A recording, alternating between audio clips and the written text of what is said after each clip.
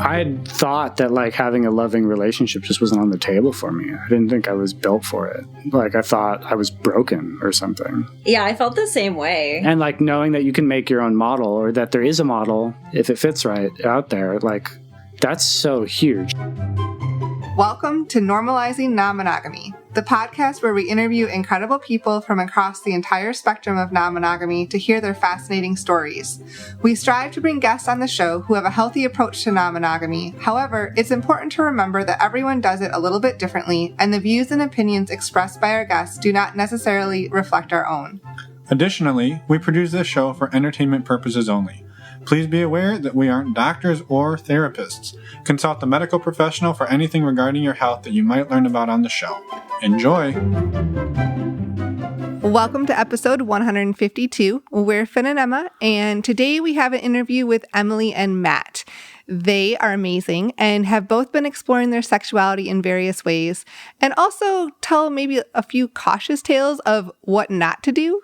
Yeah, their own words were they're kind of exploring, well, they started off kind of exploring how not to do it. Right. And they learned a lot of lessons, and they've really gotten to an amazing place. And it's a fun interview. They're both very energetic and lively, and we loved the conversation and the vulnerability in sharing with us. And you're going to laugh a lot with us throughout this interview. And with them. Right. With all of us. That's the collective us. All of us. That's what I meant. One thing that they did mention that we wanted to clarify for anybody who is not familiar is when we started talking about sexual health and safety, they made a reference to PrEP, which is an acronym for pre-exposure prophylaxis, which is medication used to help prevent the spread of HIV. And so that is what they are referring to. With that, we'll put some links in the show notes so you can learn more about that if you would like. Exactly. So first off, before we jump into the show, we do have a couple of quick announcements. Big announcements, new announcements. If you're normally the people who start hitting the fast forward button, just wait. Just listen for a few minutes. Just like 2 minutes or less. We'll try to keep this quick. It's probably going to be like 8 minutes. So the first one is that Finn and I have been loving the community around our show, and it's meaning the meet and greets and the Patreon. Right, the Patreon, exactly. Yeah. Like both the meet and greets and Patreon have been amazing, and we want to continue to grow both of those. And so we're going to focus more on that. And in doing that, we've decided to step back from our partnership with Alt Playground. So we are not officially sponsored by them any longer. However, that doesn't mean that there's any bad blood there. We still stand by everything we said for the last 6 months. Exactly. They're a great place to meet open-minded people. It's a diverse community, and you can still try it out for $3.99 for 3 days. So yeah, we're not, we're not railing against them. There's no negative feelings there. We've just decided to kind of shift our focus back to what it was, 6-7 months ago, and really working on the community aspect of this. Because honestly, we've been loving it, and we're going to talk a little bit about it here, but we're going to dive into it deeper in the outro. So all of you fast forwarders don't have to fast forward as much. We're looking out for you. Exactly. So speaking of the community, our meet and greets have been amazing, and they've been growing each month. So the next virtual meet and greet is going to be on November 13th. These are open to everyone. Friday the 13th. And these are open to everyone. They're $10. And we'll talk more about what exactly a virtual meet and greet is in the outro. Additionally, we mentioned a minute ago our Patreon community, which is now over 120 people. Well, Woohoo! It's 120 members. Some of them are couples. Some of them are thruples. Yes. Some of them are quadruples. So it's a really awesome and diverse community. And we do monthly meet and greets. I'm sorry, we don't. We do. Now you're going to be confusing them. We do monthly Q&As. Our next one is tonight, October 28th. And don't worry, if you miss it, there will be one in November too. Yes, so that'll be at 9 p.m. Eastern and again at 9 p.m. Pacific. And we are also doing men's and women's groups. So we're launching the men's group. The women's group has been going on for a few months. The men's group is launching tomorrow night. I'm going to get these dates right. So Thursday, October 29th. And really quick, talking about the men's, women's binary, we're trying to think of a better way to describe these groups, but we want people to understand that they are welcome, open places for however you identify, whether it's a man, male, female, non-binary, trans, man, trans woman, whatever your identity is. Yes. You are welcome to join whichever one of these you feel that you most fit with. We had started these originally because based on feedback from our Patreon group, they wanted these spaces to connect in different ways with other members that are part of the group. So we wanted to start these men's and women's group, but like Finn said, anyone who identifies as either one of those in any way is welcome to join. Or whichever one you feel you belong in the most. Exactly. And honestly, if you're out there saying, well, I don't feel like I belong in either of those, I would rather have my own community that is a non-binary or some other variation, please reach out to us. Let us know. We would be more than happy to help facilitate that. We don't identify in that way, so it is hard for us to lead that discussion. But we would be more than happy to facilitate. Yeah, and work with you to do such a thing. So please reach out to us. We would love to hear feedback on this and how we can do it better. We're always looking to learn and grow and improve ourselves and the community that we're offering to everybody. Exactly. And just to follow up real quick, like Finn said, the first men's group call is going to be tomorrow. That's October 29th, as well as the next women's group call is going to be on November 11th. And if you are not at a computer, if you're not at a place where you can write this down, go to our website later, normalizingnonmonogamy.com. You can click on the Patreon tab and you can see all those dates. And while you're over at our website, please reach out to us. Say hello. We love hearing from everybody. We will write you back. And if you send us a voicemail, we will voicemail you back. Exactly. So we will. We love getting feedback and just email from people. We love hearing how you're doing out there in the world. Let us know how you're hanging in there. And let us know how we're doing. How are we hanging in there? Yes. If you have any feedback, we'd love to hear it. And if you want to come on the show, we'd love to have it. That as well. So with that, we rambled for longer than 2 minutes. Yeah, but less than 8. So let's go talk to Matt and Emily and Matt. Let's go. And let's go. Welcome, Emily and Matt, to the show. We're excited, as always, to have new people reach out to us and come on the show. And I think a great place to start would have each to be... Whoa. What are we going to have them do? Would have... I can't even speak. Now I'm laughing. Now you're laughing too hard. Please introduce yourselves. That's where I'm going for. That's where I'm going. And now I'm just going to stop talking. I'm Matt. I live in the Pacific Northwest area, and I do music and audio stuff for work, and have been a big fan of this podcast. And I'm excited to contribute my story. Or our story. Yeah, well, we appreciate you reaching out. How about you, Emily? I'm Emily. I also live in the same area. I'm a barista and a dog walker / sitter. And yeah, I guess I'm passionate about this lifestyle and happy to be talking about it. And happy that podcasts like this exist. Yeah. Awesome. Super exciting. And thank you to both of you for reaching out. We're always excited to get more voices out there. And when you reached out, and we're not going to give away all of the gooey details, but your story has a little bit of a different flow to it or maybe a little bit of a spin that we were excited to get out there. So, maybe do you want to take us back in time to how did you two meet and how long ago did you meet? I don't even know the story you told them. I haven't. This is all new to them too. Okay. Yeah. He gave us lots of teasers, just like I did, so we don't know much either. Yeah, we met. I was managing a coffee shop. I actually lived in Germany for a while, and when I came back, I kind of tried to find a bunch of side jobs to augment the music stuff, and one of them was, running a coffee shop, and that's where we met. Because I worked there. Yeah. And it was pretty electric from the start. We just kind of knew. And it was pretty much inevitable. Yeah. Yeah. Yeah. It was just. How long ago was that? I feel like it was like November, I guess almost 2 years ago. Yeah. That we met. Yeah. Cool. It's wild. And had either of you explored or been curious about non-monogamy leading up to the two of you meeting? Yeah. So I had I basically sort of just avoided relationships in general, or not like, I don't know, like I was afraid of commitment, I guess is like how I'd put it, or that's how I put it. But I think really I just wanted non-monogamy, but I didn't really like know that was possible. So I kind of just thought something was wrong with me, I feel like. So I just kind of like, avoided calling someone my boyfriend and just sort of like avoided a committed situation.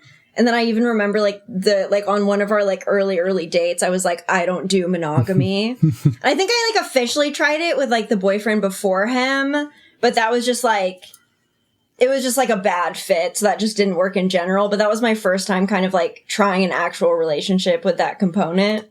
But this is only the second time I've tried it and like the first successful attempt. Yeah. Right. Well, and so like you said, you kind of did it in the sense that you just didn't ever really call anybody your boyfriend, but you never put the words and the definitions in place. Not that you have to be officially non-monogamous, but. And I also like, I mean, when I was with those people, like, I also like didn't really sleep with anyone else because it was like, it was kind of serial monogamy, just like without calling it that. Right. Like, I was just like afraid to like call it monogamy because that was scary. And I like didn't want to say like, this is the person I'll be with like indefinitely, like the only person I'm going to have sex with, you know? But like, I would say it was like basically serial monogamy. I just didn't call it that. Right. Right. Yeah, that makes sense. And how about on your end, Matt? Yeah, I had a past relationship where I had read that book, Sex at Dawn, and that kind of blew my mind open about like, oh, a lot of this makes sense, especially with like sort of a long history of also serial monogamy and ending it non-ethically. So I cheated a lot. But I had long-term relationships, and then I would, instead of doing the more noble thing of like ending it when it was over, I would usually cheat and then move on to the next thing. And I don't think I'm alone in that behavior. But I just thought there was something wrong with me. And then I met a girl who, she slept with someone right after we started dating. And I was like, that's okay. Like, we can make this work. And we tried. But we didn't have any, besides a few like Dan Savage articles and that one book, I didn't really have much to go on. And, yeah, it almost sounds like you were kind of like reaching out and doing this in the dark almost. Exactly. And I ended up hurting her quite a bit, and it was kind of tumultuous. And so I said, okay, that's not for me. So I'm going to do the monogamy thing again. And then I failed at it again. And then was like, okay, this has got to be different. And when she told me that thing where I don't do monogamy, I'm like, cool, we have a good conversation to like a good baseline to be like, cool, what does that mean for you? Or what does that mean for us? And yeah, which is fascinating, right? Because you both said like that's what you wanted, but you had never put it into practice. Like, well, I guess you technically were practicing non-monogamy by cheating on people, but you had never put it into the ethical part of that and the how are we going to do this in a way. But you're both like, this is what we want. Now we get to build it from the ground up. Mm-hmm. Exactly. And so we took about a year or so. Yeah. We had monogamy contracts. It was her idea. We did month-to-month contracts because, like, we knew we wanted to be non-monogamous, but we didn't, like, know what that means, right? Because it's like with monogamy, like, you already know what the rules are, but, like, with non-monogamy, like, you don't. So you just have to, like, build it from the ground up. Like you said, so we just did month-by-month monogamy contracts until we kind of, like, figured it out. And then it was like, I think it was like our 12th contract. We like added someone on. Yeah. So like every month you'd sit down and write the contract of like, this is what it's going to look like for the next month. And then we'll reevaluate. So like for now, it's going to be the two of us and we'll see when we're ready to add more than that. Yeah. I mean, we didn't really write it. We'd say, would you like to renew monogamy? And we're just like, we kind of be like, so it'd be like the first of the month and we'd be like, so it was kind of cute. I forget about it almost. Would you like to renew the contract? Yeah, we were just like, do you want to renew the contract? And we're like, yeah. But we're both, well, this has been a big journey for me because I wouldn't have identified as bisexual before this relationship. But I definitely had attraction to men, but it was confusing for me because I'm not attracted to men in the same way I'm into women. So like, I don't want to go on a date with the guy necessarily. I don't want to hold hands. I don't want to watch a movie, but I have sexual attraction to men. And I'd sort of buried that and had some sort of non-ethical experiences in that world. And then I had shut it down completely.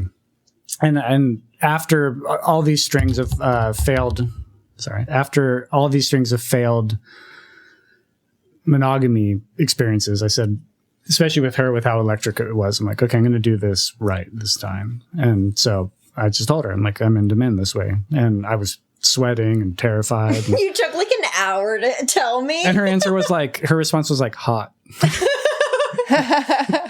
So it obviously didn't bother you too much, Emily. No, I've actually like always like, I just have always thought that was really hot ever since like middle school. I don't know. I went through a phase where I like only read like homoerotic novels in middle school. I don't know. That's just like my thing. So like, I don't want to like fetishize it because I feel like that's kind of disrespectful, but I don't know. I'm just like interested in it and find it hot. So. And you identify as bisexual. Yeah. I mean, I'm also bisexual. In a similar way, right? Yeah, like, kind of. Like a hetero-romantic bisexual is the term I leared.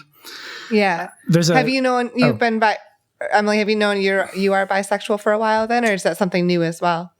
Yeah, I mean, yeah, pretty much. I feel like I've known, I mean, I don't think I called it that when I was like really young, but I feel like, yeah, I feel like I basically like just know when I'm attracted to men and women probably like since I realized I was like, since I had the self-awareness to like, know I was a sexual person. Well, wasn't your first relationship basically with a woman? Yeah, my first relationship was with a woman. Yeah. Yeah. So yeah, I was still confused at that point because it was like 8th grade or something. But you know, yeah, we're not supposed to have everything figured out in 8th grade. Yeah. But I'm gonna say, yeah. I mean, I've known that, and I've known I'm attracted to women. I think I might have been a little bit hesitant to say bisexual. I don't know. I feel like that I guess I never talked about it, I guess, really that much. I don't know. Yeah, there's not much of a community. Like part of why multiple reasons why I want to do the podcast, but like there's the non-monogamous component, but there's the sexual, just like owning your own sexuality component, which that's why I choose to identify as bi, like openly. Like I put the flag on my porch. She bought me a sticker for my truck. It's like, I want people to know, because especially for men, it's sort of stigmatized or it's considered taboo or gross or whatever. And that's part of why I probably buried it for years too. And also because my attraction isn't like, it's different. You know, it's like I could go my whole life and live a normal life without presenting as bi. Right. But had you explored it in any way up until this point? Yeah, really non-ethically. Like I went to adult bookstores and had random encounters. Yeah. And I gotcha. And I would do it with shame. And then I'd like say, I'm never going to do that again. And then, but it never quite went away. You know, that was sort of was it. Right. You know, because I was, so the pattern was kind of, you were in a relationship with a woman and you would cheat on her with a man. I'd usually cheat on her with a woman, but then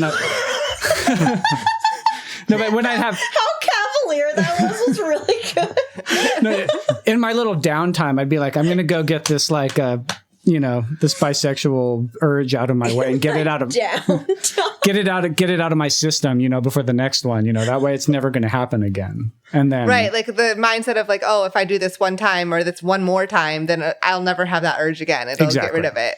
And that's just not the case. Yeah. So after a couple of those cycles, I was like, okay, this is here to stay. I should face this. Right. Yeah. So I'm curious so you were doing the monthly renewing monogamy contract. How many months did you renew before you changed the terms of the contract? We did that for like a year, I think. And then was it... Is it the thruster story? Oh my God. No, wait. Yes, it is. Yeah. Yes, that is what it was. Okay, so I like watch murder shows on Netflix. Like that's like my thing. Hold on. There's a quick preface to the Okay, you can tell the thruster story. No, I want you to tell the thruster story, but I'm going to... So we had talked about, we're both interested in having like threesomes or group experiences. And I had downloaded Field, the app, and started doing stuff, and it had sort of triggered her because an ex of hers, she's got a bidar for days. Like almost all of her men have been bi, but he had opened up about wanting to be with men, and he was on the apps without her knowing. Yeah. It had sort of triggered her. So once I got on the app, it triggered her. So I'm like, that's cool. I'll just back off. Like, we don't need to rush this. And then nothing happened until the thruster story. Yeah, so then I was like, I found this like Australian like murder show on Netflix, and basically it was like a what do you call it? Of Grindr, like a. It's just like a fake TV version. Yeah, like, you know, like the not copyright. They were trying to say Grindr basically in the TV show, but they said thruster to avoid like the lawsuit and stuff. Right, and so we were just like watching this, and I was like, dude, you should try Grindr again. And that was like, or not again, No, I guess. just for the first time. Just for the first time. like- So I think you had like maybe talked about like trying Yeah. one of the gay dating. Yeah.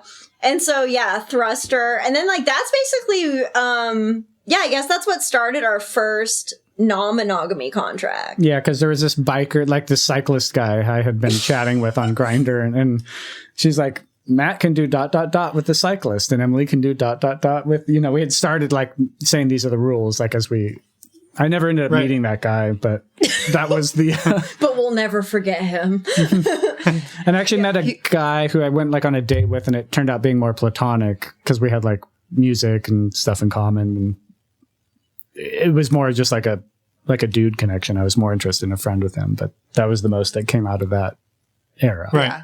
So I guess part of my reasoning for asking the timeline question was before Emily, how long did you typically last in a relationship before you cheated on the other woman? Me? Yeah. Long time, sometimes like 5 years or so. Like, Okay. I'd cohabitate. I guess the reason I'd do the whole thing. I'd do this is what you're supposed to do. You'd like cohabitate. Everything. You did like the opposite of me, basically. Short of which getting was married just, like, and- fleeing. Yeah. You were like, just stick it out. Short of like having kids and getting married, but doing all the other stuff, like getting a bank account together, like. And then at that point, you would sort of hit the self-destruct button Yes. and cheat on. Yeah. Okay. Yeah. Which is interesting. I guess the reason I was asking is because I was curious if you have, and not to like pick at a wound here, but if you had surpassed your normal timeline for cheating, and if the being open and having the openness and being open about being bisexual and everything that you two have put on the table was able to play into you sort of getting past a milestone, and not to like condemn you for this. No, for all I eternity, absolutely. but- I mean, I was married actually when I met Emily, so that was sort of the grand finale of like commitments and Right. and Okay. yeah. Yeah, and I guess I was just curious, like, did this openness allow you to, I guess, stay committed in quotes longer, or not look for the infidelity? But I guess we haven't tested that. We haven't hit the milestone yet. But I guess I we think could I still know what speak you're to it. asking, though. But Like, yes, yeah. since there's an outlet, do you think you'll not have to hit the self-destruct? And I actually, like, at least for myself, like, I actually have obsessive compulsive disorder, and it manifests, like, mostly in relationships. And so basically in all of my previous relationships, or a lot of them, I would, like, get these obsessions with, like, other men.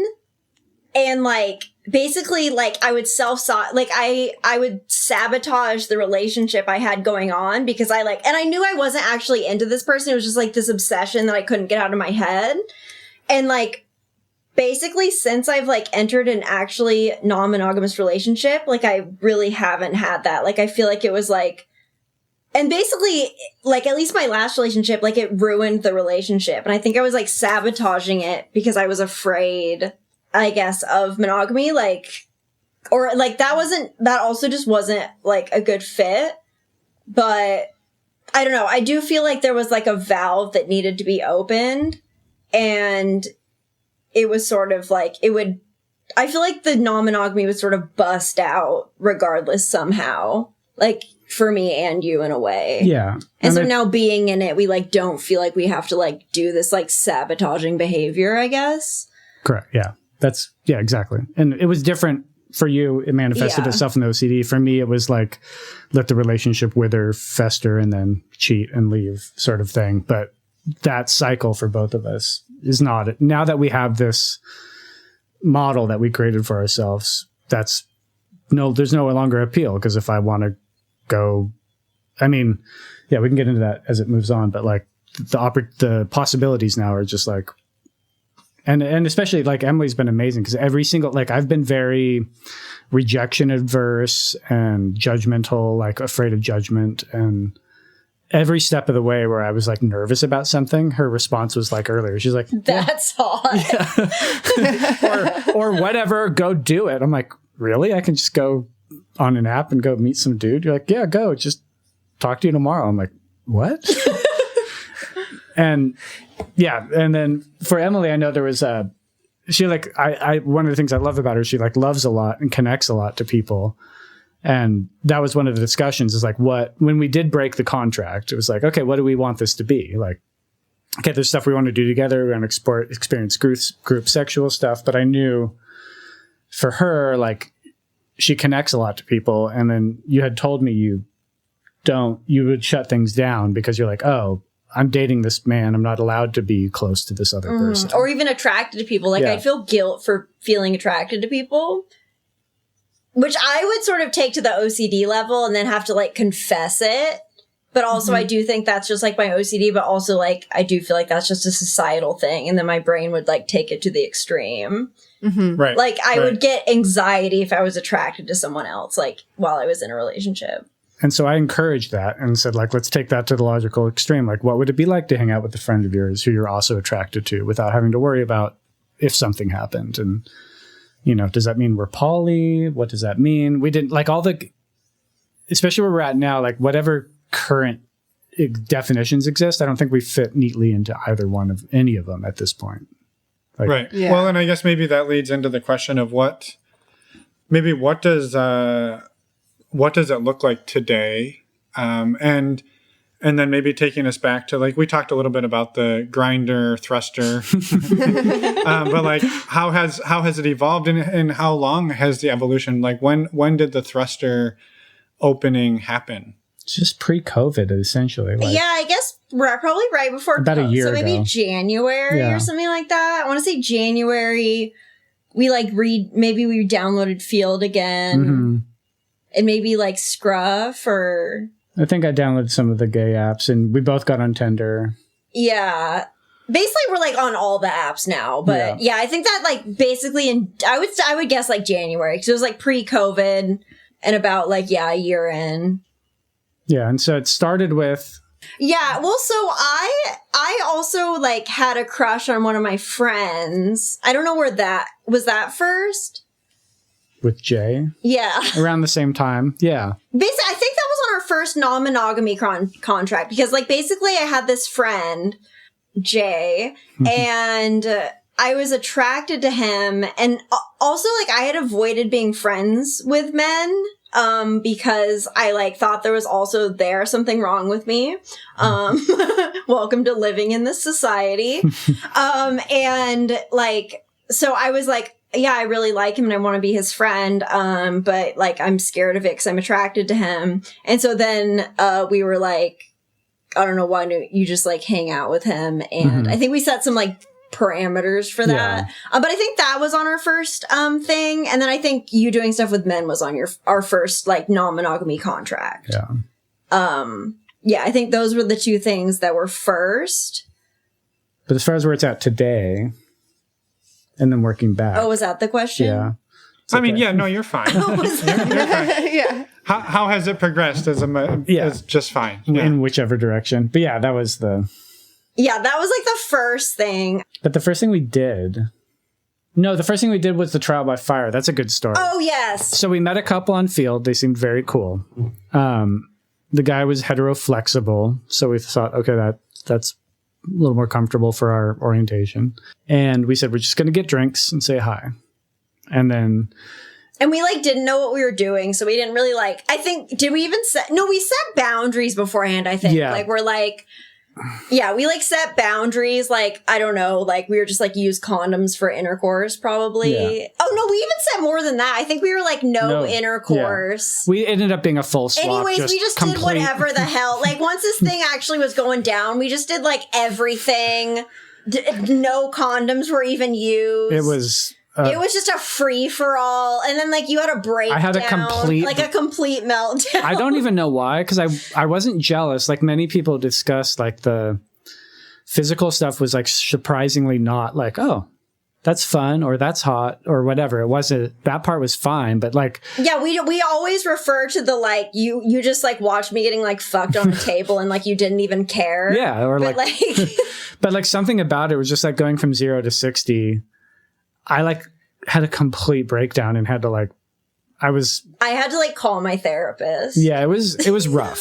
And like for like as amazing as I think doing this is, and as much as I like think it's right for us, like I one thing I do want to share with people is like when the times are tough, they're really bad. Like because dealing with that level of jealousy or just breaking open these molds of things that we take for granted as like societal mores or whatever. Like I didn't even know why I was upset, and I just had to like sit the next day just like processing everything. So it was like trial by fire, and we had to like take a beat before we did anything else after that. So, and take some time to understand what might be causing your feelings and why.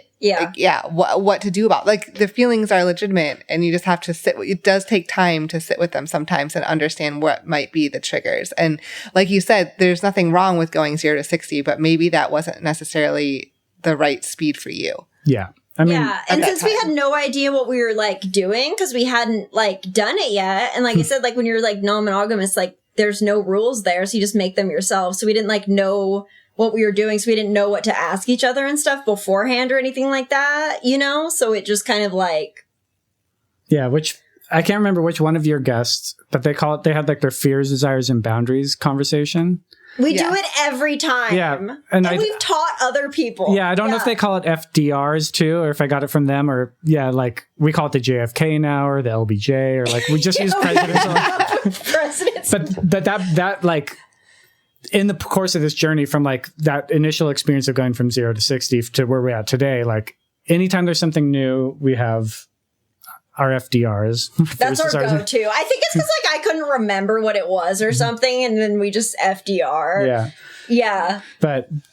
And we've done that with couples we met up with since, and yeah, like we said, we've spread it to other people, and so like it's been an exponential learning curve for sure of like going from that first thing to where we're at today.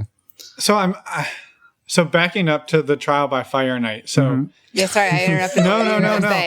No, it's just gets a name. I think it's super fascinating because I think you're definitely not alone in this experience.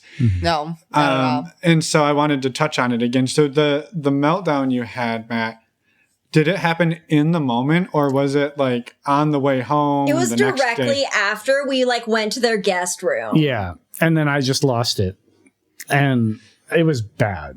And you were like, where's my shoe? And I'm like, I don't know where your shoe is. And you're like, but I need my shoe. And then I like dragged you outside.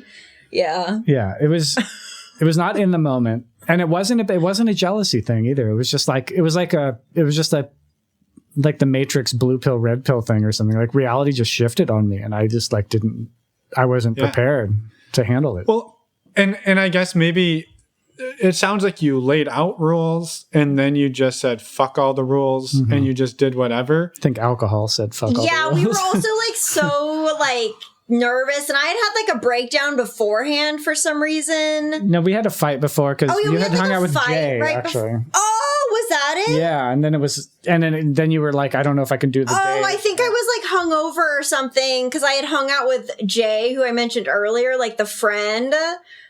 Yeah, so then we like had a fight. Oh, and because I was like tired, and I also had anxiety just because I have anxiety, but like for hanging out with them. So then I think I was like hinting that I wanted to bail, which is like a thing I do. And then you were upset. Then we had a fight. And then we like, showed up and just and then we like showed up and just like pounded. Like I was drinking like what were the old fashions or something. I had like 7 and like it was just we were just like Cope Town. Yeah. You know? And then just like yeah, then we just got there and like he just like grabbed me and put me on a table like and we still checked in with each other though. Like I was like, is this okay? Yeah, and we were okay in the moment. Like we were okay in the moment. We were not mad at each other at all about that. It was just again like just Yeah.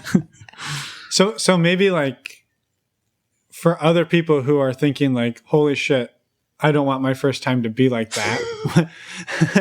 Don't drink as much alcohol. Well, yeah. What are some of the, I guess, what are some of the takeaways that you two had about like, and maybe a better question is, has trial by fire night repeated itself, or have you found a way to do it in a way that you both feel more more comfortable, safer, more, less anxiety, all of the things that went wrong that you've figured out how to get them to go right?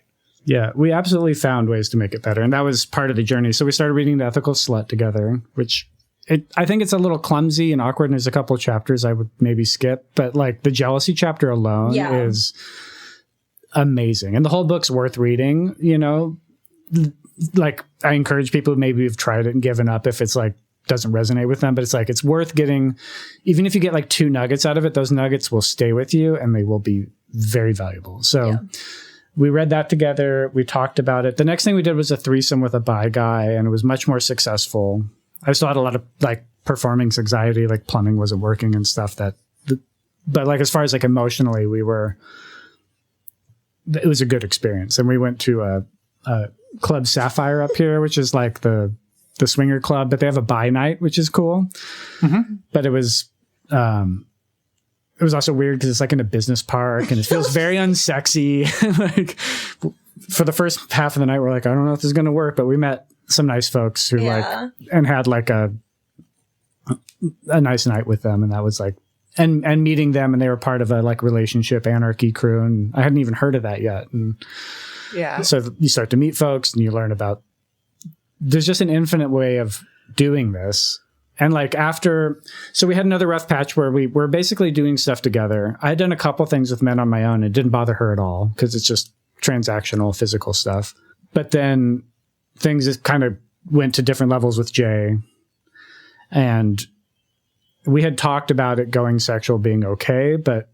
Yeah, like I think I had made out with him before that, but nothing else. Maybe some grinding and just sexual energy. Yeah, some like dry humping and making out. And then and this was during COVID. We're living together. Was this still during COVID? This is during COVID. Oh my God, I just can't believe how long COVID has been. But yeah, I guess like, so then, but then like, I think, basically I thought, I like texted him and was like, is everything still on the table? That was basically it was just like, is everything on the table still? Because we had like talked about it theoretically during COVID. And he's just like, yeah, sure. I'm just at work, like whatever. Yeah. So this was over text, which I recommend not doing. And so then I like did, like I had intercourse with him and like everything. And then like he was shocked that happened. It was basically like miscommunication because it was like over like text and like I should have checked in more. So that was another trial by fire, like where I had done something on my own. It was the first time either of us had really done anything. On our own. I'd own. done stuff with guys, but it was sort of known that was a not threatening. That's like issue. a not jealousy but threatening. Like with the opposite sex, there's different levels of. Yeah. So to like avoid trial by fire, I really like the like express your fears, desire boundaries thing. Yeah. Like I think that's great. And I think like we always like start with the person who's going to do the thing, like going on the date or whatever. And like, I don't know, that's really helped us because I think that probably if we had done, and we do it in person. Yeah. Or not on the phone. I mean, if it's like something we're more comfortable with, like maybe him going to see like a guy or whatever, we can do it on the phone, but we do it in person. And we follow up too. We learned that too. Yes. So. That was another thing we learned. Yeah. Go ahead. So we have our FDRs in place thanks to this podcast. And but then we also learned like she had met Jay again and done stuff. And I knew it was going to happen probably. And I wasn't upset that night, but I also had like a 3-day recording session the next weekend, which means I'm just like busy like 12 hours a day. And I can't really, you can barely even text because I'm just like engaged with the people the whole time. And not having that follow-up the next day just was rough for both of us because it was like, this is a vulnerable thing for us to not be able to just be, hey, you okay? You okay? So now we have our... Yeah, because I spent the night at Jay's and then I couldn't talk to you for like 12 hours or whatever. And we were both just like going insane. Yeah. Yeah. So I think, it's just the C word over and over again, communication. And like, if you're unsure about something, talk about it. If you're embarrassed about it, talk about it. That's what's... even all the sex stuff is great and fun. And I feel like, at least for me, it's just makes me feel okay in my own skin, my own attractions, my own desires feel normalized by the whole experience. But even better than that, the communication of just like, I mean, she was just laughing a second ago because I was like looking through the email and like I accidentally clicked on a porn tab that's open that I don't hide from her because I don't need on, to. 3 different porn things, just trying to get this set up. Yeah.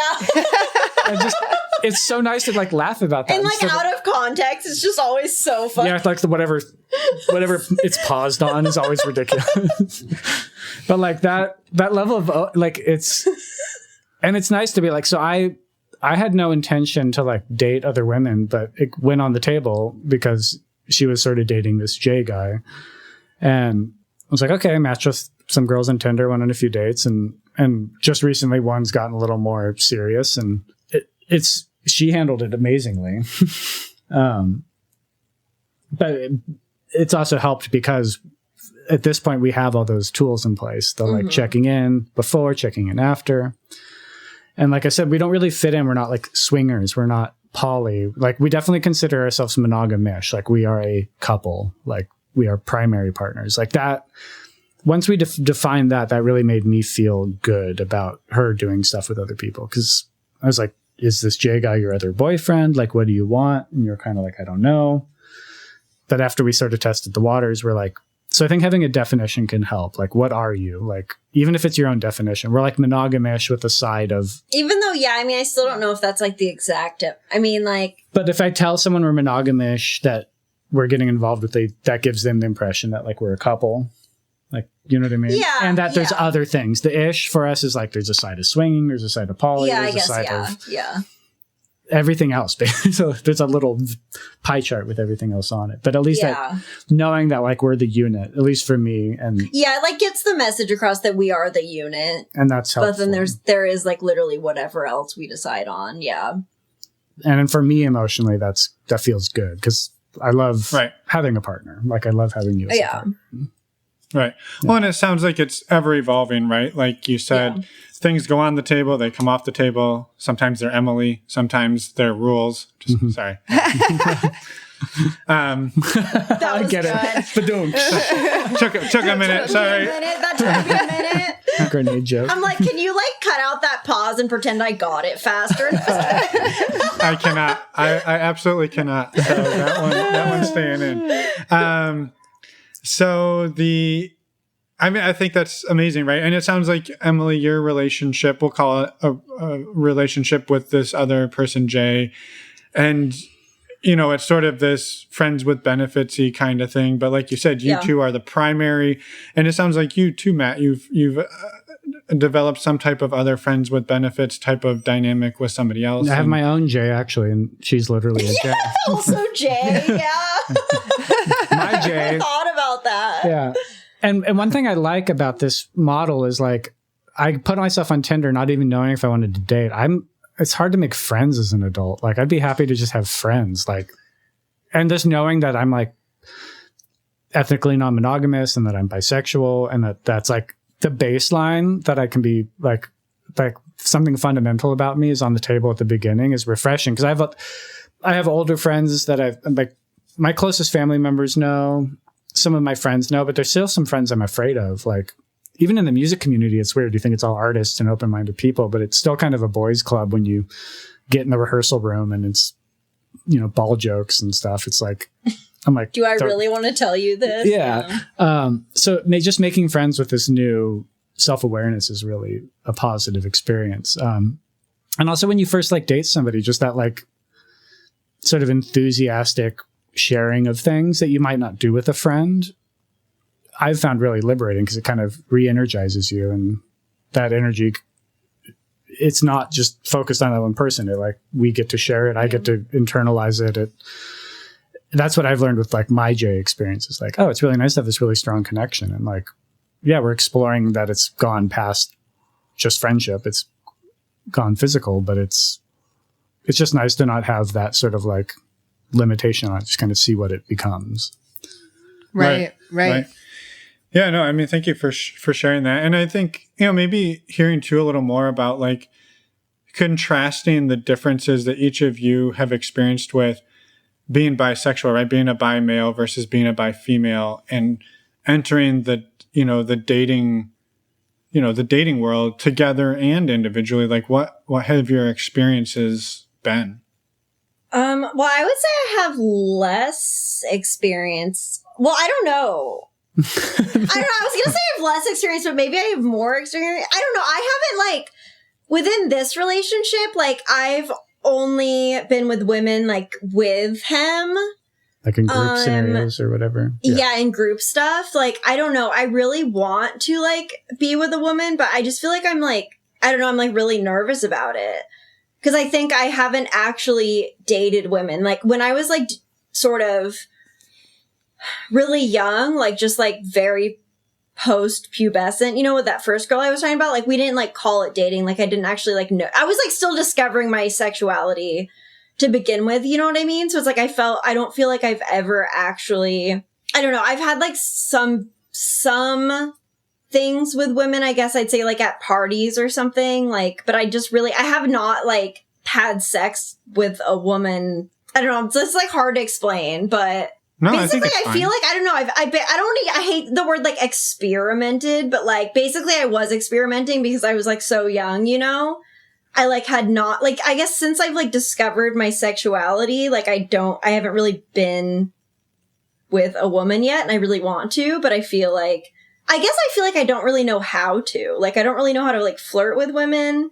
And I also am, like, very afraid of coming off as, like, predatory, because it's, like, once I'm friends with a woman, it's, like, how do I, like, hit on you without being, like, a Trojan horse? You know what I mean? Like, yeah, I don't know. I do know what you mean, because we have a lot in common other Yeah. than the fact that I'm not a woman. Yeah, like, I'm still, like, exploring that, and I don't know how to, like, read women's signals very well. I just feel like I don't know how to navigate that world yet, and, like, I'm excited to do it, but, like, I don't know. Like, yeah, I'm just intimidated, I guess. Yeah. Well, and it's something that you can, you know, it sounds like you've pushed yourself to experience new things, and this is another thing that you can get to. Like, you don't, it also is part of you. You don't have to rush it. Yeah. Thank you for saying that, because there's another thing. If going back to, like, what would you recommend for folks is patience, because I'm definitely, you know, I'm a little older than Emily, and I feel like I came to this self-discovery late. So I feel like there's this lost time component, but, like, there's time. There's time. Because if you rush things, it's not going to turn out well. Like, I think that might have actually been, like, not to call you out, but, like, for the 100%. trial by I take 100% fire, responsibility. because I kind of wanted to, like, cancel, and you were like, we gotta do it. Yeah. And then, like, yeah. That's because why you were just like, now's my time. Yeah. Like, I've never done any of this. Like, we gotta do this. And then we just, like, went crazy. Yeah. So 100%. Like, Also, you're not alone on that one either. I think that's a very, very common thread. Oh, yeah. Like, our couple, and who knows what's truly going on in each of their heads, but you come to this realization, like, we're going to try this together. And maybe, you know, one or both of them are thinking, like, this isn't real. Okay, if we're really going to do this, like, we better do it, because this could all evaporate tomorrow, right. Because I don't really believe this is happening. So we've just got to go through it. And the problem is, when you do that, you can ultimately create the situation where it's never going to happen again because it was a bad experience. Whereas, yeah, we got very lucky. Whereas if you pump the brakes and you take your time, there will be another experience. And so forcing it through is often you're playing the short game versus the long game. And Right. it's not easy to do. I mean, even today, I still have to remind myself of that. You know, like, I've been super stressed because of COVID and stuff, and I keep getting cold sores, like, every 45 minutes. And I'm just like, when am I going to get to go do something? Or, like, even just for us to do stuff. But it's just like, there's time. Like, that's just compounding the stress. Like, it's, there's plenty of time. Like, and there's the plenty of time. well-vetted folks, and, like, we have a couple now that we've seen a few times. And, like, it was very funny. We actually connected with them on field and then ran into them in person before we, like, sort of randomly at a park, and it was super weird. But they had a fun thing to say, let's make a sexy video, and they gave us, like, 3 prompts, like a thing, or what were the prompts? Like a body it was part. like a place, a body part, and a something. And 30 then, seconds and make a little video, like a sexy video. And yeah. And so we did that with them. Yeah. But we definitely took our time with them. That's turning into like a nice, just great friendship too. But there's that fun element that's added onto it. And Yeah. Yeah. You mentioned a minute ago that you are open to your family and most friends. In general, are both of you pretty open with people? Have you experienced any pushback? Both my mom and dad are dead, so this would be a totally different conversation if they were alive. But like my cousin and like, I didn't tell my aunt and uncle directly because I don't need to, but my cousin's basically like my brother. He's like my closest family. And we went down to have a little holiday with them this summer. And we were just kind of in the thick of this. It was like beginning of phase 2. So like we'd kind of gotten started then stopped. But like I was like, okay, this is my identity now. And I told them and they're like, no, cool. Yeah, he was just very curious, I think. Yeah, or like it's funny too because he was like, I was like, oh yeah, I'm bi, I'm this kind of bi, whatever that means if it matters to you, and we're open and he's kind of he's like, oh, I'm into butt stuff too.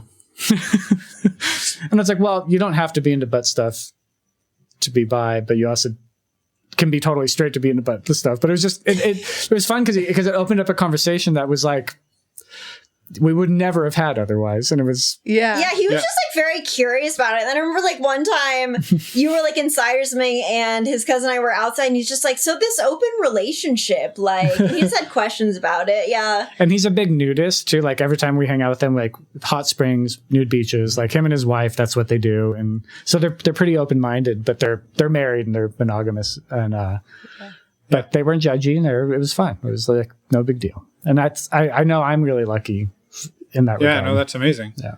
How about on your end, Emily? I think for me, I think also why I said like I didn't define it as being bisexual, I think just has to do with the fact that, and this might also be because it probably is because I'm like from Olympia, Washington too. Like I have to say that, like I didn't really think it was like that unusual or like quote unquote strange to be into women, like such a liberal town. Yeah, it's just a really liberal city and everything. So I can't say the same if I grew up somewhere else or whatnot. But I think like I almost like also like I do have to mention that I think also like being a bisexual woman, like it's, I don't want to say it's like accepted because I think a lot it's just like fetishized, you know, which is not the same thing as being accepted, you know.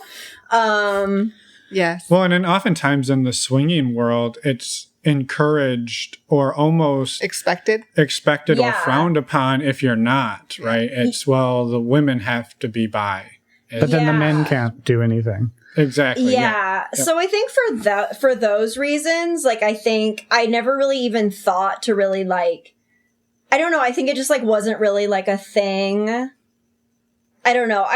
I'd say like, I don't know. I mean, I am also just like a pretty open person, I'd say, about like sexuality. I can't say like, I mean, I definitely still have like my shame and stuff like from society and everything, but I'd say I do just like talk about things, but it never really occurred to me to like really quote unquote like come out to anyone. Cause I think it didn't seem like a big thing to me, I guess, for those sort of reasons. Yeah, that makes sense. Yeah. So I had two thoughts that I don't want to lose. Go. Go. Oh, just you're saying about the difference in our experiences. Yeah. It's very interesting that it can be very transactional in like the gay community or the bi community as far as like sexual things, which is sort of refreshing in a way in some things because like I have a very different sexual personality with men than I do with women. And it's really interesting to explore that because I've had this way I am with women, right? And like I kind of understood that. And then with men, it's very different and transactional and just about the physical side, which I think a lot of straight or anyone who's not gay could learn from. Like when you meet a gay man who's like, what are you into? What do you want to do? You want to do it? Like it's very upfront. And like I think every relationship could benefit from the like, hey, what are you into? You want to do this? You never want me to do that? Cool. We got the rules. All right, let's do it. so it's been really enlightening to see this whole other culture that I'm peripherally part of, I guess. I'm not a gay man, but I'm bi and stuff. So, and that it's weird that it isn't emotional for me. Like, I guess if I had a crush on a guy one day, I wouldn't turn it down, but it's just never happened, and I don't see it happening. So there's a different element of like that's sort of refreshing. But then the flip side is that, the stigma against it, like you talked about, is weird, because it's like, bi women are fetishized, bi men are like, ugh, or you're not really bi, you're just gay and you haven't figured it out yet. And you have that thing where you're not part of either group. You're like not straight, or you're not gay, or people want to tell you just like you're gay, but you don't want to admit it, or like stuff like that. Exactly. Yeah. And we live in such a sex negative culture, which is part of why, again, I love your podcast for like normalizing this stuff. But there's a lot of people who are bi and then they have to defend. They're like, oh, but I'm monogamous, or I'm not slutty. It's like, we're pretty slutty. And like, I don't think there should be any shame to that. Yeah. Like we both are bi and we're both open and we're pretty slutty, but we're ethical about it. And we're like, it shouldn't matter. Like, I just, that disclaimer that always comes up when you hear people talk, like, and that's fine if people aren't, but I feel like there's almost like there's this gut instinct to like kick that sex negativity. Yeah. And shame, like people hold shame around that too. Yeah. And, for any guys who are listening who are in a similar situation to me or anywhere on the spectrum of like not hetero, like, there's a guy named Joe Court. He's a therapist in Michigan, I think. He's got a podcast and he's got some great articles on like male sexual identity, but he has a poorly titled book called "Is My Husband Gay, Bisexual, or Straight?" And it's written for women who like find gay porn on their men's computer or something and are like, oh shit, what's this about? But it basically describes that like, hey, men can be straight and also attracted to men for multiple reasons, whether it's whatever, just they're into the porn, it's easier, some trauma, or maybe they're bi, or maybe they're gay. I read this book like cover to cover in like one day.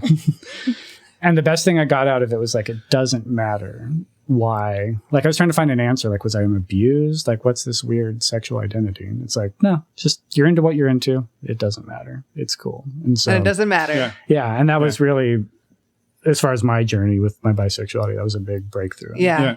Oh, thank you for bringing that up and sharing. Yeah. And I think just to maybe like emphasize that difference is it's just so crazy and honestly kind of shitty that like for Emily, her experience, if you two, like, let's say it was swinging or just even dating individually, like her options are really no different than if she was straight. It would be get on a dating app or get on one of the many swinging websites, and you'll find any number of, probably a majority of women are open about being bi. And on your side, Matt, you literally have to go and I want to say infiltrate and like the gay community to find men who are willing to, have interactions with you, have sex with you, or explore with you, because it's not prevalent enough or accepted enough in anywhere else. I think it's more prevalent than we think it is. I think it it's is, not accepted. but I don't think it's accepted, right?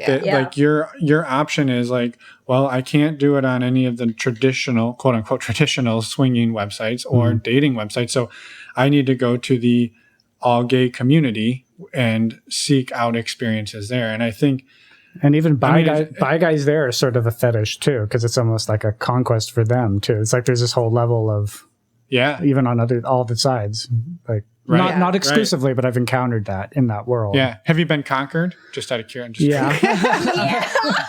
Well, what's interesting is I heard on Tristan Tamarino's podcast, I can't remember his name, but he was pretty open bi guy, writes an advice column, and he was talking about how when he was on Tinder and he said he was bi, it was like tumbleweeds. But if he took it off his profile, it was just like zing, zing, zing. And I've had bi on my Tinder profile, and I've had dates with women, and plenty of matches. So I feel like it's probably because where we live in the Northwest, it's pretty open. But I'd be curious, just that I've thought about this as an experiment. Like, what if I took bi off my profile, or what if I took poly off my profile? Yeah, if you just put like straight monogamous man, like would my phone just be buzzing off the hook? Be swimming in it, man. But yeah, like it's a real thing. Yeah. Yeah. I mean, the good thing, as you've noted too, like the good thing about putting all that stuff on your profiles is out there, and it's like, okay, well, any of my matches automatically know those things about me, so we can have conversations about them, but I don't necessarily have to like bring them up and say like, oh no, you're putting who you truly are out there. Yeah. And I think that's, at least this journey of like sexual exploration it's been so eye-opening for me that like I'm at a point too with my career with music where I'm like, maybe I want to do something else with the second bit of my life here. And like I've considered going back to school for maybe doing therapy with a focus on like sexuality and sex positivity and stuff. Because it's funny, like we watch TV shows, going back to your murder shows and stuff. It's like pretty much the plot of any thriller or any like anything is like null and void if they were like in an open relationship. Like so-and-so killed this woman because she cheated on him with this guy. And it's like, if they just had this like open conversation about attraction to other people, they could have either ended their relationship or opened it. Yeah. Like instead of having to murder. Yeah, we make like being with someone else so bad that we think it's like acceptable basically to murder them. I mean, we have the term crimes of passion, you know? It's like it's, and that's like, people get it. Like, it's like, it's fine. It's totally murder her if she slept with someone else. Yeah. I think the only difference between porn and a murder show are consent and open relationship. Yeah, pretty much. Yeah. So you could open both shows exactly the same way, and one turns into a porno and one turns into turns into CSI Miami. That would be funny, actually, to do a porn that had the production quality of like CSI Miami, but turn it into a porn and then vice versa. Yeah. That's a good idea. That'd be hilarious. That is the second half of your career. Yeah. Right. One thing I wanted to quickly circle back on is, we like to talk about sexual health and safety and how you both keep yourselves safe, both physically and sexually throughout these experiences. And so I wanted to see if you could talk a little bit about that, how you've approached that. And before you jump in and answer, I want to compound on that we have to add an addendum to this question now, which is COVID. How are you keeping yourself healthy and safe and everyone around you with the looming COVID? Because you've brought it up a few times. Well, I mean, we've had some missteps, which we mentioned earlier. With like in general. Yeah, like sexual health stuff. But yeah, basically we just like didn't use condoms for the first like 2 rounds of this or something. But now we do. Yeah, like I don't know. It was just like, and it was the alcohol and honestly, the nerves. I don't condone this, but like we definitely alcohol nerves just like. But now so for that part, any penetrative sex with any partners that aren't each other is condoms. Because I'm having sex with men and we're together. We're both on PrEP. Yeah. Okay. As a preventative measure. And we both get tested, I think, every 3 months for everything. And we share that. And we have a little conversation with new partners. She has a great way of approaching it, which is just saying, hey, I just got tested. I'm good. How about you? Instead of like asking like, how are you, do you have any STIs or whatever? Like it's easier and less awkward to just disclose your own. And I got tested for COVID recently too. And just like, to present it as it's like for their information. Yeah, and then just say anything I should know. Like, yeah. And then if people are weird, then it's like, see you later. If people are open, then you use your best judgment to go like, do I trust this person? Yeah. I mean, we just got the ball rolling when COVID hit and then we stopped. And she ended up doing stuff with Jay because they were already friends. They were already in contact. That was the first sort of COVID era breach of things. Yeah. And I think even that was probably phase 2. Yeah. Yeah. And then we're doing we haven't not done anything. Like there's that one couple that we've seen a few times. I think we waited till phase 2, right? Yeah. And then, so we had a threesome with one guy and then seen one couple. 2 couples, but only one, but just once. But just once, yeah. We haven't been, I feel like we've had a lot of experiences for like a year, basically. Like we've done a lot of stuff. Like I did one, and all the dates with the girls I went on, they were all distanced until we said like, and there's only one where we said, okay, we're going to undistance this. And then I was like, yeah, I just got tested for COVID. And she's like, yeah, I literally see my dog and the person at my work, and that's it. So, yeah, we're not just like locking ourselves in a room and not doing anything, because like this has gone on a long time. Right. But we're not just going out and just doing whatever without considering it. Right. It sounds like you're having the conversations, and that's what you need to stress. Yeah. Yeah. Basically, we're like, what do we need to do to like sort of keep ourselves sane, but we're not going to take any crazy risks we're just like weighing each thing, I guess. We've contemplated hosting a Halloween orgy, because like we still haven't done like, well, I guess we kind of did the orgy thing at the Swingers Club, but that was pre-COVID. Yeah, but if we did that, it would be like with people we've already and been probably seeing. just like the like, 5 or whatever. Yeah, with the couple we've seen, and maybe a couple, like another couple or something, and have a Halloween party. That. Yeah, no, I mean, thank you for sharing all of that, and I think honestly, for being open about the condom thing, because not that it's something to be ashamed of, but I think a lot of people would be afraid to admit that, because there is honestly in this world a little bit of a stigma if you're like, well, we didn't use condoms, and people are like and I think, you know, rightfully so for a lot of cases, but that you were willing to say like, yeah, we didn't use them and now we do, and I don't condone it, and I just thank you for being honest about it. Yeah, we screwed up. That's it. And I mean, obviously everyone in that moment like consented, but I mean, we were like, I mean, of course, Matt and I were like, you know, let's probably not do that again, you know. Sure. And I think, but yeah, I think we were just so nervous. Like it was like our first times, and like, like we just, if anyone can learn from that, it's just like, no, don't underestimate how overwhelming this stuff can be. And also, it's like, bring your lube you like and your condoms. Because I feel like we also ran into situations where we just, like, didn't have a condom or whatever. Yeah, like, we didn't come, like, with that intentionality. Yeah, now I got, like, a condom and, like, a lube packet, like, in my purse at all times. Yeah. Right. No, I think that's great advice. And also, if you're a person who has latex sensitivities or lube sensitivities or any type of thing, Bring your own, right? So if you find, and carry them everywhere you go, you never know who you're going to meet, but bring your own definitely if you're gonna go meet people, because again, you don't know what could happen, and But on the physical, thank you for sharing. Yeah, but on the physical and emotional, like I'd say, advice for anyone who's new or somewhere else on their journeys, like don't underestimate the physical or emotional toll. Like in the moment. Yeah. If you're drinking and you're turned on, our brains are lizards at that point. So, because also we'd be like, okay, I don't know, like, let's probably not do intercourse and like, let's not do, and then just like montage of just every possible sex act. So then after that, like, I think the like 4th time or whatever, he was like, okay, so let's maybe not do that. And I was like, you know what's going to happen. Like, so then we're just, like we had to be honest with ourselves. And like, if you haven't done something before, prepare yourself for the worst possible way you could react to it emotionally. Yeah.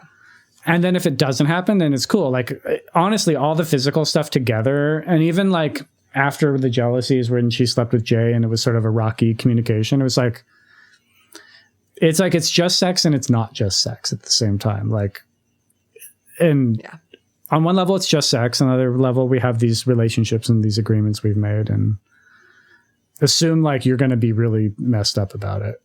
And then you're ready to handle it. Cause at least all my mistakes is when I was like, I have a tendency to want to be Mr. Cool and like, you do whatever you want, babe. Everything's great. Like I'm relaxed. I'm chill. I'm Mr. Open Relationship. And then that will bite you in the ass if you like bury your actual feelings. And then where's my shoe? I need my shoe. Exactly. Perfect. Good one. Yeah. Perfect. Wow. Like that. That was really good. Yeah.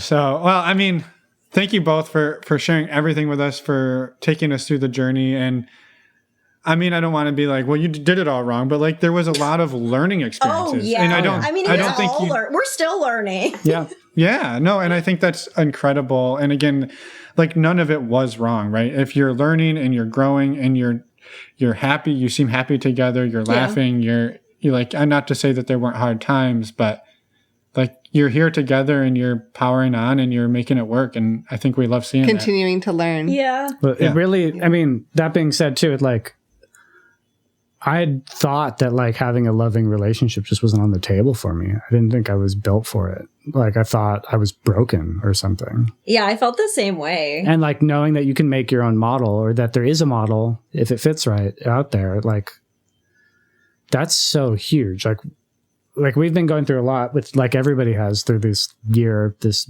dumpster fire of a year. But like if I didn't have her, like this would be, you know, and like, and our connection and our communication is on a base level so strong, but with defining our own relationship, it's put it up to a level that I couldn't even imagine. Like the things, it's funny because it's like the things that you're supposed to feel in these like cheesy movies or whatever, I finally literally actually feel with her, you know? Yeah. But it doesn't fit the like, you know, rom-com narrative at all. But it's the same, like, I got a partner in this, like we got this, like this non-monogamy thing has made me feel that like 100% without like having that little nagging doubt in the back of my head that had always been there before. Like, is this right? And should I be doing this? Like, I don't know. That girl's kind of hot over there. I don't know.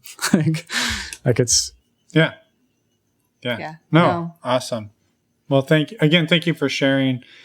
Is there and for kind of wrapping it up there. I mean, that's a really great way, like you said. And I was going to ask this question earlier of like, what differences have you seen in this relationship that non-monogamy is open conversation versus your previous relationships where it wasn't? And I think you just really answered it. Yeah, pretty much. Because it's also like, it seemed like before I had the shift to where because I did actually, when I was reading The Ethical Slut, I like had this moment where I actually felt like monogamy, I don't know, I just like, I went through my life thinking that was the norm, and then I had the shift where it was like, oh no, that's just a choice that people make. Mm-hmm.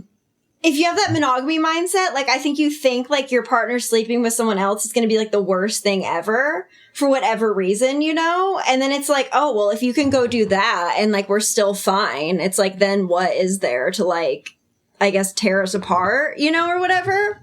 Like it makes you feel strong. Yeah. Yeah. So I guess I haven't felt that before because there's been like that threat of like jealousy always looming over. But then when you unpack like jealousy and like what actually, like that chapter in The Ethical Slut, like where it's like it actually just is trying to tell you something about something you feel, like, oh, is it just like you feel feelings of inadequacy it's a sign. or it's such and such? Yeah. Like it's just an alarm bell like your brain's giving you. And then once you kind of like can unlearn that, it's like, well, and listen to those alarms instead of running from them. Yeah. And just like, what is jealousy trying to tell me? You know? Right. Yeah. No, well, amazing. Yeah. Well, thank you so much for sharing all of that. And I guess just before we let you go, is there any last things that either one of you want to say? You're like, this is my moment. No, I feel like we got it. I feel like we got it all in. Yeah. Yeah. Yeah, you can think about it. It's all good, but yeah. I think it's been amazing. And thank you for sharing it all. And no, you've shared an amazing story. So, for sure. Yeah, with that, I mean, we can let you and us get along with our evenings. This is a late one for us because we don't normally talk to people on the West Coast. So oh, yeah. What time is it for you? Oh, no, you're on the West Coast too. Okay, so it's the same time for you. Yeah. It's exactly the same as for you. Yeah, no, I usually like wind down for bed at like 7. So no, I feel you. You're up late for us. Well, thank you for staying up with us. We appreciate it. Yeah. No, this is great. I never would. I'm like, this was like his idea to do this. And I was like, oh my God, that sounds terrifying. But I was like, why not? And yeah, I'm very glad I did. Awesome. Well, so are we. And I mean, that's a ringing endorsement for anybody else that was terrified to come on the show. We'd love to have you. And I'm like, yeah, it was not as terrifying as I thought. Just it's so only only marginally terrifying. Yeah, so right. That's what we promised. Marginally terrifying. That should be your slogan. Yeah. Yeah. Well, come share your story. It's marginally terrifying. Awesome. Well, with that, we will let you go to bed. We're going to go to bed, and we will we'll be in touch. So thank you again. Thank you so much. Take care. And we're back. Yeah, we are. Wow. I thought you were going to keep talking. No, I thought you were going to keep talking. We should really learn how to do this. Thank you so much, Emily and Matt, for reaching out to us, wanting to share your story, and coming on and being vulnerable with us. I know it's not always easy, and we appreciate it. And for being fun and lighthearted. Yeah, and for sharing some of the bloopers. And sorry, I didn't edit out that part where I told the really hilarious joke.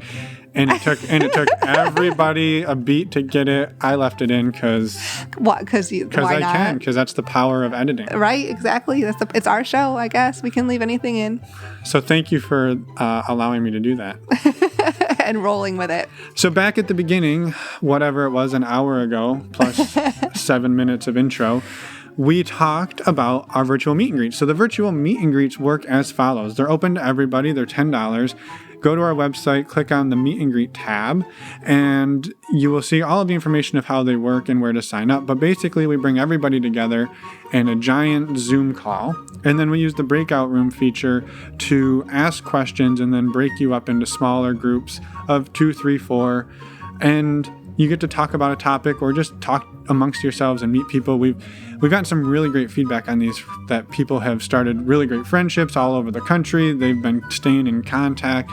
It's really revolutionized the COVID experience for them. Yeah, and they've been really diverse too, which is something is amazing to us. Just there's people from all over, of very different backgrounds. It's incredible. Yeah. So thank you to everybody who's been joining them. Yes, of course. It would be nothing without all of you, because otherwise it'd just be me and Finn looking at each other and talking. Well, looking at you. Staring at you intently.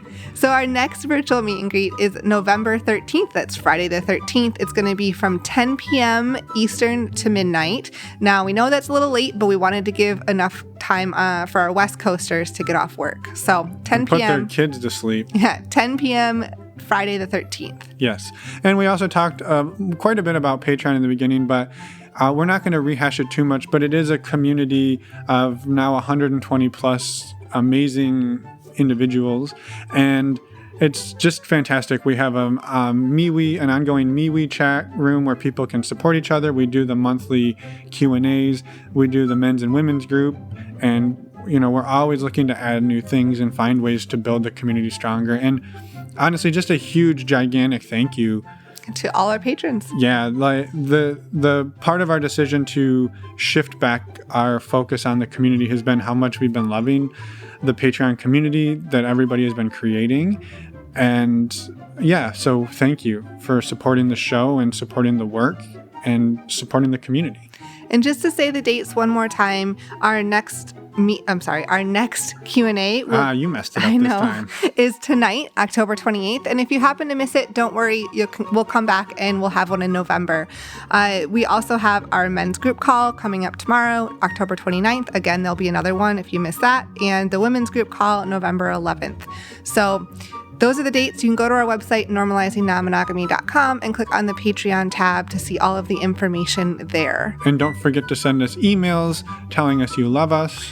And you can also go on the podcast tab and see photos and show notes for each episode that we have. You can indeed. And next week we have another interview, believe it or not. We do, with Scarlett. Yes. Another wild, fun, crazy. She's amazing. She is. And definitely living her best life right now. Yes. So come back next week and enjoy your rest of your Wednesday. Bye, everyone. Thanks for listening.